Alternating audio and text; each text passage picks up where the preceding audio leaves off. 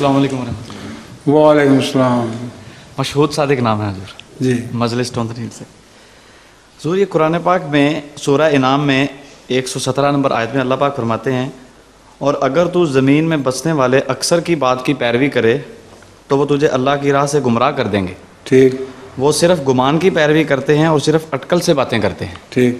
تو حضور جو لوگ عقیدے کے لحاظ سے راہ راست پہ ہوتے ہیں وہ ہمیشہ ہی اقلیت میں رہیں گے یا صرف نبی کے زمانے کی بات؟ کیا اقلیت میں کون رہیں گے؟ سوال نہیں سمجھا. ہاں جی، میرا سوال یہ تھا کہ جو لوگ عقیدے کے لحاظ سے راہ راست پہ ہوتے ہیں ٹھیک. وہ پھر ہمیشہ ہی دنیا میں اقلیت میں رہتے ہیں یا صرف یہ نبی کے زمانے کی بات؟ نہیں، ہمیشہ اقلیت میں رہتے، بالآخر اکثریت میں آ جا کرتے ہیں، لیکن اکثریت میں آنے کے بعد پھر وہ گمراہ ہونے شروع ہو جاتے ہیں. یہی دستور ہمیشہ سے چل رہا ہے. پہلے اقلیت ٹھیک راہ راست پر، پھر کثرت ہونے کے بعد پھر پگڑنے لگ جاتے ہیں آہستہ آہستہ. جزاک اللہ.